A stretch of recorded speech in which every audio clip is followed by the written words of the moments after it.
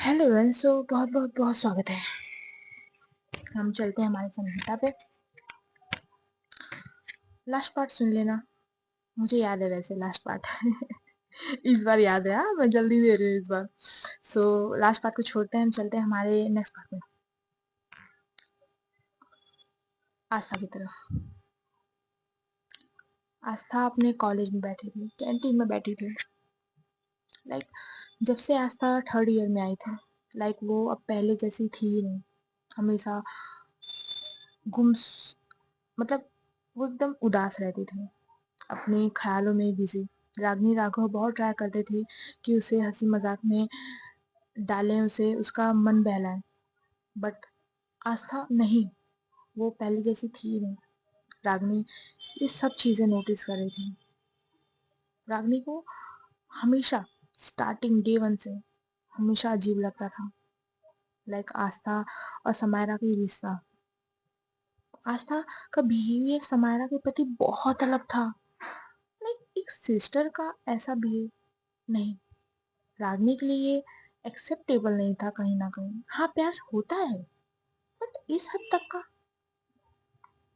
And but रागनी ने कभी कुछ नहीं कहा, ना आस्था को ना समारा को। आज भी ये लोग बातें कर रहे थे। आस्था कोई दिखाती नहीं है। सो ऐसे ही चल रहा था आस्था की लाइफ। और यहाँ शाम हो जाती है। अब आस्था को लेने के लिए ड्राइवर अंकल आते थे, वो उसे लेकर जाते थे, क्योंकि समायरा को अब सच में टाइम नहीं मिलता, क्योंकि अब जब जब से उसका ये प्रोजेक्ट स्टार्ट हो गया था, उसे लिटरली 1 सेकंड का टाइम नहीं मिलता था। और यहाँ शाम हो चुकी थी। यहाँ पे कंपनी के बाहर पूरा रास्ता खाली पड़ा था। अन्या कब से ट्राई कर रही थी कि उसे कोई कैब मिल जाए, बट उसे कोई कैब नहीं मिलती। वो एकदम फ्रस्ट्रेटेड हो गई थी। वो कहती, उफ, कोई टैक्सी मिलती ही नहीं, ये शहर भी ना यार। एंड वो बस कैब देख रही थी, अपने फोन में चेक कर रही थी। उसे अभी एक ऑटो रिक्शा भी मिल जाता ना, तो उसके लिए वो बहुत काम का था। तभी एक ब्लैक बीएमडब्ल्यू उसके सामने आके रुकती है। विंडो नीचे होती है। समायरा थी। समायरा आराम से कहती है, बैठ जाओ, मैं छोड़ देती हूँ। लाइक कोई भाव नहीं था उसकी आवाज में, नो केयरिंग, कुछ भी नहीं। बस एक एम्प्लॉय थी जो अभी अकेली थी, जिसे समायरा को छोड़ना था। आन्या थोड़ी सरप्राइज होती है, कहती, "आ, आप, मतलब सीईओ खुद ड्रॉप करेंगे मुझे?" हमेशा की तरह आन्या का चुलबुला बिहेवियर दिखता है। समायरा कोई एक्सप्रेशन नहीं करती। वो कहती है, पियो तुम, घर तक पहुंचाना मेरा फर्ज है, वर, वरना कल ऑफिस लेट आओगी और हमारा काम लेट होगा। आन्या थोड़ा मुस्कुराती है एंड वो समायरा के बगल वाली सीट पर बैठ जाती है। कहती है, आप थक नहीं जाती हो? ऑफिस आवर्स के बाद भी आपका ये बॉस बिहेवियर। कार चलने लगती है। कार में शांति थी। समारा ने उसके बाद कुछ नहीं कहा था।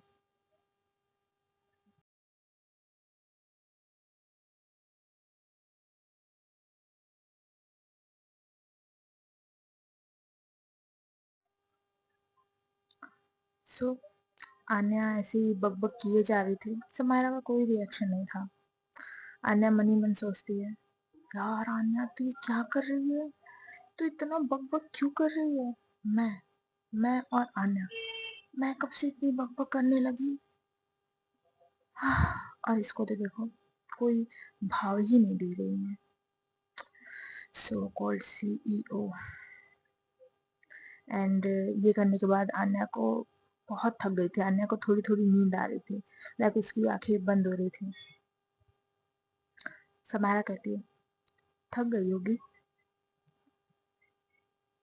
आन्या की आंखें तुरंत आंखें बड़ी बड़ी हो जाती है। वो कहती है, हाँ, थोड़ी थोड़ी सी।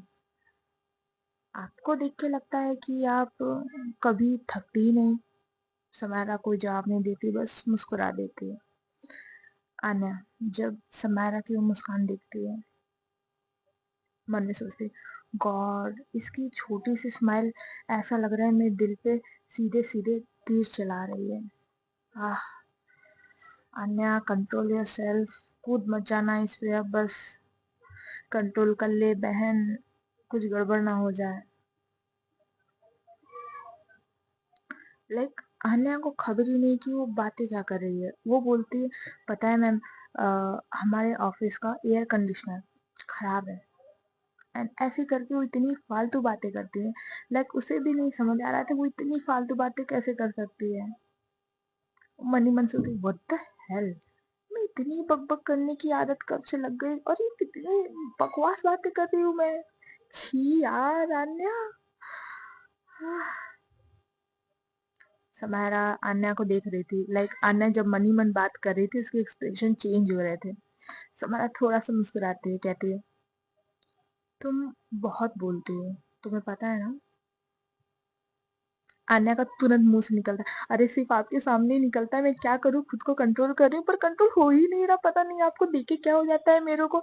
एंड समायरा, क्या बोल क्या रही है ये लड़की। एंड अन्य अब अपने मुंह पे दोनों हाथ रख लेती है। फिर से उसने बका, फिर से उसने बका, क्या बोल क्या रही है वो। इज्जत का पूरा कचरा समायरा के सामने हो रहा है अन्या के। लाइक सो कोल्ड अन्या, इतना बोल्ड नेचर, लाइक किसी को भाव नहीं दे रही थी। वो इतनी बकवास क्यों कर रही है समायरा के सामने।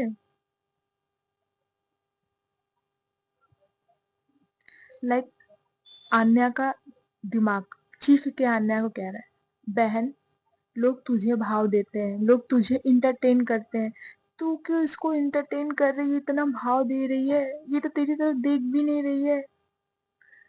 अनन्या बेचारी खुद से परेशान। हमारा कहते हैं, तुम थोड़ी सी अजीब हो, तुम्हें पता है ना। अनन्या कहती है, दांत कसते हुए, अजीब, पहली बार किसी ने मुझे इतना यूनिक तरीके से कॉम्प्लीमेंट दिया है। एंड समारा को हंसी आ रही थी सच में आन्या की ऐसी बातें सुनते हुए, बट उसने कुछ नहीं कहा। एंड वो आन्या को उसके घर ड्रॉप कर देती है। आन्या चली जाती है। आन्या का एक अपार्टमेंट में घर था, बहुत छोटा। एंड समारा वहां से निकल जाती है एंड कहती है, मिस आन्या, आपको मेडिटेशन करने की ज़रूरत है, आपके ख्याल बहुत तेजी से भागते हैं, आपको पता है। अनन्या लाइक वो कुछ कह पाती, कुछ बोल पाती, समारा यहाँ से फटाक से गाड़ी लेकर निकल चुकी थी। समारा कार ड्राइव कर रही थी। समारा एक कॉल करती है। लाइक अब समारा के एक्सप्रेशन बहुत सीरियस हो गए थे। वो एक अननोन नंबर पे कॉल करती है, कहती है, हम्म हम्म वो यहीं पे है। पता करो उसके बारे में, मैं भी जानना चाहती हूँ कि इतनी बड़ी कंपनी की सीईओ हमारी इस कंपनी में क्या कर रही है, हमारी इस छोटी सी कंपनी में क्या ढूंढने आई है। हाँ, पता करो उसके बारे में। आन्या शेखावत। जल्द से जल्द सारा डेटा मुझे चाहिए उसके बारे में। एंड वो समारा कट कर देती है। समारा कार चला रही थी, एक मुस्कान थी, कहती है, आन्या शेखावत। वो अपनी उंगलियां अपने स्टेयरिंग व्हील पे टैप टैप कर रही थी। आन्या, आन्या, आन्या शेखावत। मैं क्यूरियस हूँ जानने के लिए, तुम इतनी छोटी कंपनी में ऐसा क्या देखने आई हो, ऐसा क्या करने आई हो, मेरी पीए बनकर। इंटरेस्टिंग, बहुत टाइम हो गया, कुछ मज़ा नहीं किया, लाइफ बोरिंग सी हो गई थी। एकदम नॉर्मल रह रह कर अब मज़ा नहीं आ रहा। थोड़ा मज़ा तो करना बनता है ना। And now we know that Anya कोई सिंपल लड़की नहीं है। आन्या का भी कुछ है। Let's see in the future क्या है वो बंदी।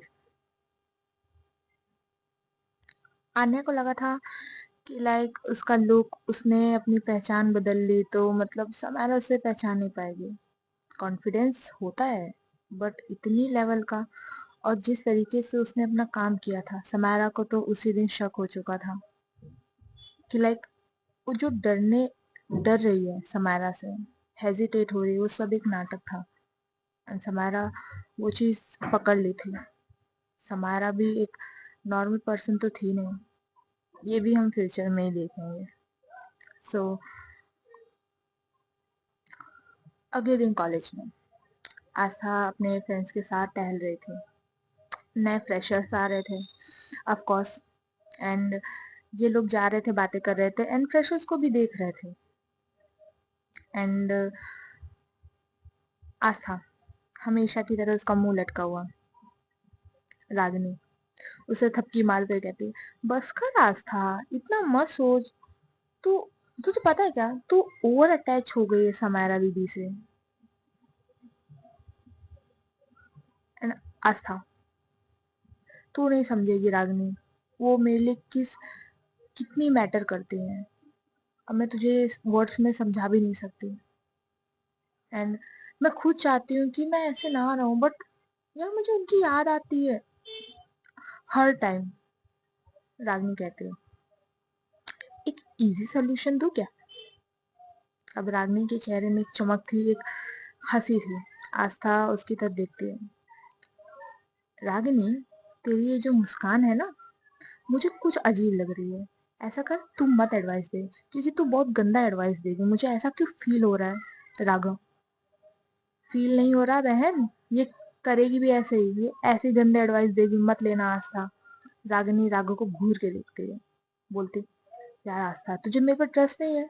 ट्राई तो कर एक बार। आस्था कहती है, सोल्यूशन? ठीक है बोल, अच्छा बता। रागिनी, देख, फ्रेशर्स आ रहे हैं, हम सीनियर्स हैं, कोई बात नहीं, तू बॉयफ्रेंड बना ले, सिंपल। एंड आस्था और राघव उसे घूर के देख रहे हैं। आस्था तो बेचारी हकबक हो गई थी, उसका मुंह खुला का खुला। रागिनी कहती है, अरे थोड़ा प्यार व्यार, थोड़ी मस्ती कर लाइफ में, दिमाग डाइवर्ट हो जाएगा ना। तुझे मैं कौन सा बोल रही हूँ, तू परमानेंट बॉयफ्रेंड बना लेना, कुछ टाइम के लिए बना। थोड़ा लाइक माहौल चेंज होगा तो तू और चीजों पे कंसंट्रेट कर पाएगी। एंड आस्था बेचारी, लग रहा था वो रागनी से नहीं, खुद से ही कह रही है, बॉयफ्रेंड? मुझे तो प्यार क्या होता है आज तक समझ ही नहीं आता। सो और कहते हैं बॉयफ्रेंड उसका होता है जो उस इंसान से प्यार करता है। सो मैं कैसे बना लूं बॉयफ्रेंड? तभी रागिनी को एक टपली मारता है, कहता है, रागिनी, आस्था सिंपल है, वो भोली भाली है, उसके दिमाग में ये सब मत डाल। एंड मैं उसे बहन मानता हूँ और उसे प्रोटेक्ट करना मेरी ड्यूटी है, ठीक है ना? तो उसे ऐसे फालतू सजेशन मत दे। राघव थोड़ा सा प्रोटेक्टिव हो गया था। एंड रागिनी कहती, यार मैं तो बस ऐसे ही बोल रही थी आस्था के लिए, मैं क्या बोल रही हूँ कुछ करने के लिए, बस ये सच कि वो एक्सपीरियंस करे कुछ।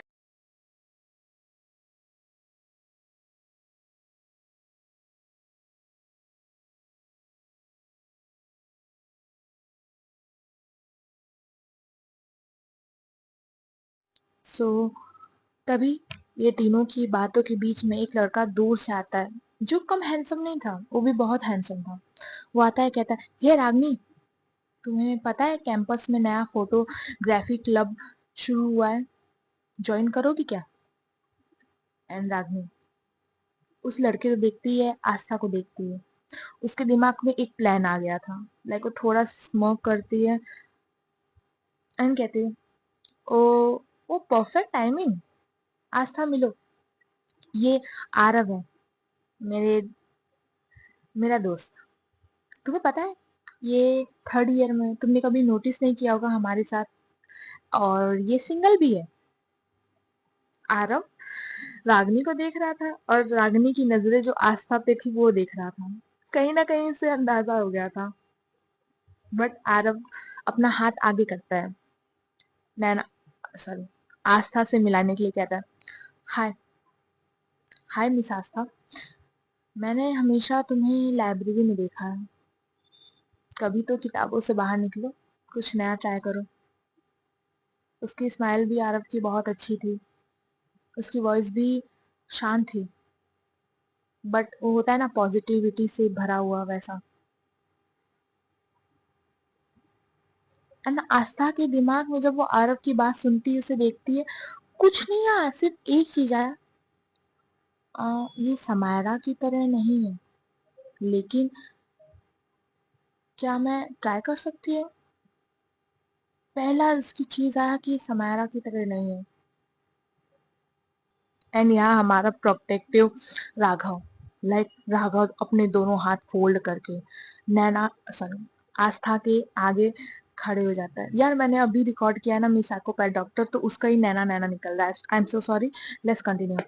सो राघव एक बॉडीगार्ड की तरह आस्था के सामने खड़ा हो जाता है, अपनी थोड़ी आंखें वो बड़ी बड़ी करके आरव को देख के कहता है, वॉट, डिस्टेंस बना के रखो, मेरी बहन है वो, समझ आई ना बात? आरव थोड़ा सा मुस्कुराता है, एंड वो थोड़ा सा झुक के, मतलब बगल से झांक के आस्था को देखता है एंड कहता है, आस्था, कॉफी? अरे यार फ्रेंड्स तो बन सकते हैं ना, मुझे भी तुम्हारे इस छोटे से ग्रुप में जगह दे दो यार। एंड उसके बाद जो होगा वो देखेंगे। आस्था उसकी तरफ देख रही थी, एंड रागनी उसकी तरफ, आस्था की तरफ देखे हाँ में सर हिला रही थी, दे दे दे दे दे दे। एंड राघव आरव की तरफ घूर के, बेटे सोचना भी मत, जो तुम कुटाए जाओगे कोपचे में ले जाकर, तुम्हें अंदाजा नहीं है इस बात का। राघव की नजरें ये कह रही थी, बट आशा थोड़ा हेजिटेट होती है एंड वो कहती है, ओके, कॉफी तो चलेगी। एंड ये लोग निकल जाते हैं। ये लोग चल भी कैसे रहे थे, रागिनी एकदम कॉर्नर पे, आस्था आस्था और आरव जब साथ में चल रहे थे तो राघव बीच में, मतलब इन दोनों को साइड करता है, बीच में हाथ फोल्ड करके चलने लगता है, लाइक डिस्टेंस बना के रखो दोनों के दोनों। आरव मुस्कुरा देता है, रागिनी चिढ़ रही थी, अरे चाहने देना, क्यों तो बीच में घुस रहा है, बट राघव, ना ना ना, आस्था के साथ कोई मजाक नहीं। सो ऐसे ही कहीं ना कहीं समय 2-3 दिन बीत जाते हैं, और हमेशा की तरह समायरा अपने प्रोजेक्ट में बहुत डीपली डीपली घुसी हुई थी, अपना काम कर रही थी, बिकॉज उसे अपने पापा की इस कंपनी को एक अलग लेवल पे लेकर जाना था, उसने सोच लिया था। सो वो काम कर रही थी इस प्रोजेक्ट को, वो समय दे रही थी। एंड आस्था, वो प्रॉपरली समायरा से बात ही नहीं कर पाई थी इन दिनों के बीच में।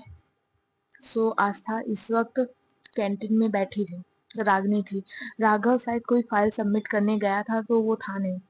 आस्था बहुत, कहते हैं ना, एकदम लेजीली, बहुत लेजी तरीके से अपनी जो कोल्ड कॉफी है उसमें स्ट्रॉ हिला रही थी, घुमा रही थी। आस्था ने एक बाइट तक नहीं खाया था, उसके सामने जो सैंडविच रखा था, रागनी जब अपना सैंडविच खा रही थी, आस्था को देख रही थी, थोड़ा टीस करते हुए कहती है, बस कर यार आस्था, अभी भी तू अपने प्रोफेसर को याद कर रही है, समारा दी को क्यों इतना याद कर रही है तू? देख रही हूँ मैं तेरा, कितना टाइम हो गया है, ऑलमोस्ट 1 वीक से ज्यादा हो चुका है, 2 हफ्ते, तेरा मूड ठीक ही नहीं हो रहा है, हम जितना भी ट्राई करें। एंड आस्था जैसे वो रागनी से नहीं, खुद से ही धीरे धीरे कह रही थी, तुझे पता है रागनी, कल रात समायरा दी, कल रात सॉरी गाइस, सॉरी सॉरी हाँ, कल रात सैम आन्या से फोन में बात कर रही थी। रागिनी उसकी तरफ देखती है। नजरें रागिनी की अलग हो गई थी। उसने उसने कहा, किस चीज पे बात कर रहे थे? आस्था कहती है, दोनों ऑफिस के प्रोजेक्ट पे बात कर रहे थे, बट उनकी बातों से वो बहुत क्लोज लग रहे थे। पता है रागिनी, मुझे पता नहीं क्यों बर्दाश्त नहीं होता ये। आस्था को पता भी नहीं चला, उसके लबों से ये चीज खुद पे खुद निकल गई। तभी रागिनी ने अपनी एक आईब्रोज ऊपर उठाई एंड थोड़ा सा मजाक करते हुए कहते, ओहो, जेलस? कोई जेलस है? आस्था को समझ नहीं आया, बट वो अपनी कॉफी पीने लगती है। कुछ खुद नहीं मानना चाहती थी। ऐसी सिचुएशन हो गई थी आस्था की। आस्था कहती है, नहीं, मैं बस, मुझे अजीब लगता है जब आन्या उनसे पास रहती है। समायरा, सैम, पता है रागिनी, जब सैम के लबों पे किसी और का नाम होता है ना रागिनी, हमें बिल्कुल अच्छा नहीं लगता।